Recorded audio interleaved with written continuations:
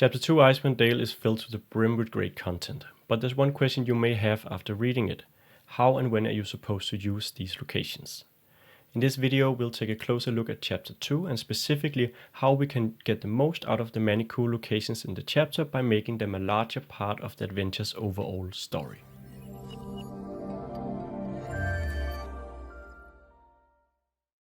Alright, so first off, my name is J.A. Vellynne with Eventyr Games. This video is part of a long series on running Rime of the Frostmaiden, but don't worry, if you haven't watched the rest of the videos, you can still follow along with everything that's going on in this video. If you want to stay up to date with the articles, videos and products we put out for 5th edition, consider signing up to our mailing list. There's a link to that in the description below.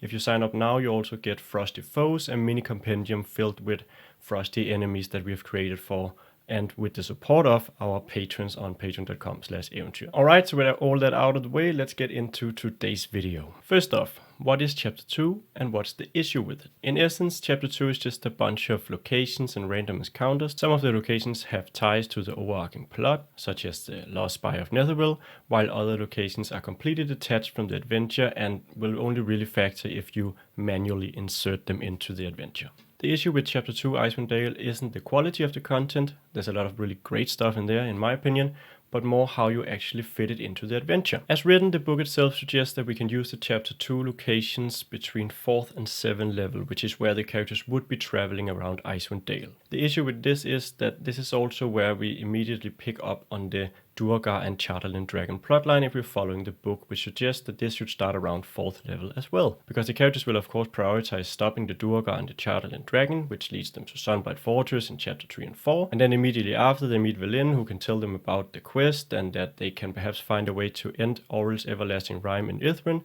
which again puts the adventure on rails as the characters visit Aurel's abode in Chapter 5 and then goes to the Cave of Hunger and to Ithrin. So that leaves the DM with some difficult choices about where to actually fit in the many cool locations from Chapter 2. Of course, you can cram 1 or 2 locations in there by just placing it on the road as the characters come by, or by creating a very strong or urgent hook that somehow convinces the characters to divert from the main story to quickly take care of something at another location. But this can quickly end up feeling like you are sidetracking the adventure or delaying the characters more than actually advancing the story and giving the characters a sense of progression. So that's the issue in a nutshell. We're given a lot of cool locations in Chapter 2, but no natural or logical ways for us to put them in front of the players. As I see it, there's essentially 3 places where we can fit in the locations from Chapter 2. There's during Chapter 1, when the characters are traveling around 10 towns. Then there's between Chapter 1 10 towns and Chapter 3 Sunblight, which means that is after the characters have finished going around 10 towns and are now ready to head towards the Duergar. Lastly, we can also use the locations during Velynne's quest, so that's between Chapter 4 and Chapter 6. The first solution, which is using the locations during Chapter 1, simply means allowing the characters to explore any hooks about Chapter 2 that they run into. There's some hooks already inserted in the book, such as the Lost Spire of Netherville, which you may hear about during Desan's execution. There's a black cabin they can learn about from Copper in Bryn Shander. Then there's also the Ascendant, which they may be steered towards as they clear out the mines near Tourmaline. And they can also hear about Cargalog from the goblins in Bryn Shander. You can of course also insert hooks from Chapter 2. We get these pages of different hooks you can use to get the characters traveling into Icewind Dale. There is of course an issue of difficulty here because many of the locations in Chapter 2 are created for higher level characters. If you would like a complete review of the locations in Chapter 2 as well as an assessment of the difficulty and stuff like that, please let me know in the comments below. That's a video we could make if there's an interest for it. Alright, so the second option is a bit more interesting to me because this is at the point after the characters have learned about the Duergar threat and the invasion, but before they get to Sunblight Fortress. Now there's several reasons why I think that locations from Chapter 2 can fit in here quite nicely. First off, it's fairly likely that the characters are too low level or maybe just a bit on the low side once they get towards Chapter 3. As written, the characters aren't supposed to advance beyond level 4 in 10 towns, which means that if they clear out the Carconic and then East Haven, finding the map to Sunblight Fortress, they're roughly or probably around 3rd or 4th level, which would be way too early to go into Sunblight Fortress, at least in my opinion. I know the book suggests you can do it at 4th level. I don't think that's optimal. I would probably prefer my characters to be 5th level once they get to Sunblight Fortress. Secondly, it's also a way for us to make the adventure less linear by giving some options for how the characters can advance in the story and move towards stopping the Duergar threat at this point, instead of just finding a map that will lead them directly there.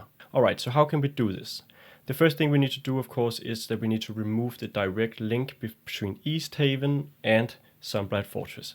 This is as simple as taking away the Duergar map that the characters would otherwise find here, and then deciding that the Duergar can't give directions to Sunblight Fortress. Maybe they don't know the way, they're not used to navigating on the surface, or they escape, or they die, or whatever you have. Just making it so that the characters can't immediately move from Easthaven to Sunblight Fortress. What we do here then is that we give the characters some option for where they can find out where Sunblight Fortress is located. These options are of course locations in Icewind Dale, which the characters can learn from an NPC, officials, or perhaps a local character can just remember or know that such a location exists. The three options that I think fits best at this point, and these options are Cargolog, where we have a band of goblins who have actually sued for peace with 10 towns and may hold information about where the Duergars are running around in Icewind Dale. Then we have the Ragged Barbarians, which are these barbarian tribes living in Icewind Dale, which seems like a likely bet for someone who'd know where the characters could find out more about the Duergar and Sunblight Fortress. Lastly, we can also decide that there's people with psychic abilities in 10 towns which the characters may approach to learn where Sunblight Fortress is located, but these people can't give the characters directions before they have stopped a distress signal, which of course leads the characters to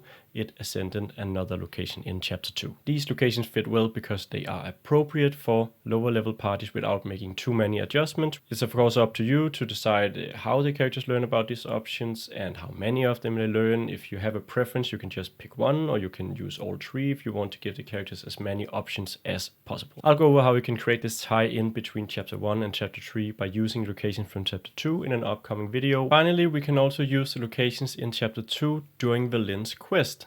This is probably the place where I think it's most important to use the locations, because as written, Vellynne's quest will take the characters from Chapter 4 to Chapter 5, Oral's Abode, and then to Chapter 6, Caves of Hunger, then to Chapter 7, Itherin, without giving the characters much room for diversion, essentially putting the adventure on rails. Now, there's nothing wrong with having a simplistic adventure with only a single path, but some parties do enjoy having a bit more say in where they go and when. So the way we create this scenario is that we decide that Vellynne doesn't immediately have all the information the characters need, but only some of it. And what we simply do is that we change what Vellynne knows. She doesn't know exactly where the entrance to Itherin is, just that it is somewhere around the Ragged Glacier, which is of course a very large place, so they'll need to narrow it down. Then she also knows that they need something called the Codicil of White to open this entrance, but she doesn't know where it is. The reasons for these holes in information is of course that she has gotten what she knows from her Professor Orb, but before she could get all the details and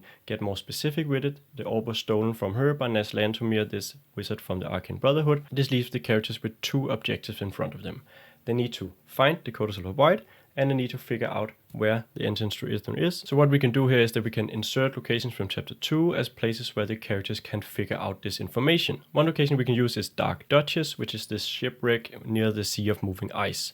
If we take Naslantomir's corpse, her ghost, and also the Professor Orb and simply move them from Chapter 5, Oral's Abode, the Island of Solstice, to the Dark Duchess, the characters can go there to find the Professor Orb, who has more information about where they can find the Codicil of White and or the entrance to Itherin. Then we have Yarlmood, which is this location where there's frost giant spirits. We could decide that these spirits can answer questions, perhaps once per month or year, who approaches them and shows their worth, which is where the characters could again learn either piece or both pieces of information. Then there's the Lost Spire of Netherville, which naturally ties well to Itherin itself. Perhaps there's some way in the Lost Spire that the characters can find a way to Itherin or discover where the entrance to Itherin is located in the Ragged Glacier. Then there's Revel's End, where the wizard Baelish Gant is imprisoned. He's a member of the Arcane Brotherhood who could, if we decide so, know more about either the Codicil of White or the entrance to Itherin, seeing that he's been heavily involved in the goings around in Icewind Dale for quite a while. Lastly, there's Skytow Shelter and Wormdoom Crag, which are these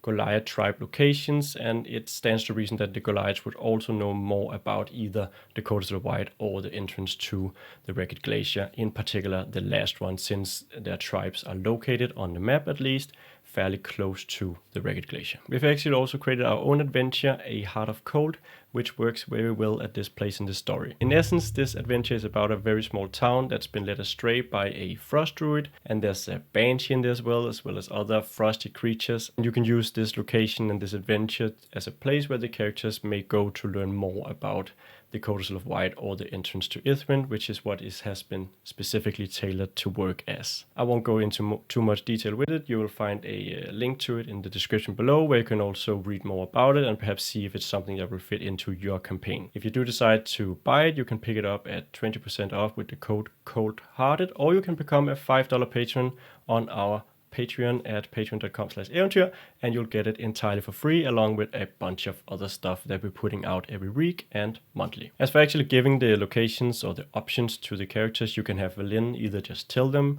a local character may just know about it. One way to do it is also to just have the characters learn about one option, and on the way there they'll perhaps meet an NPC who can provide them with another option. Once again, this is also something that I'll cover in more depth in a future video, because it's a whole video in itself about how to expand upon Vellynne's quest and use it to make a story that is a lot less linear and a lot more sandboxy, or at least giving the players and the characters more agency. Alright, so yeah, that's it for me. I hope that you have a good time and that I'll see you in the next video.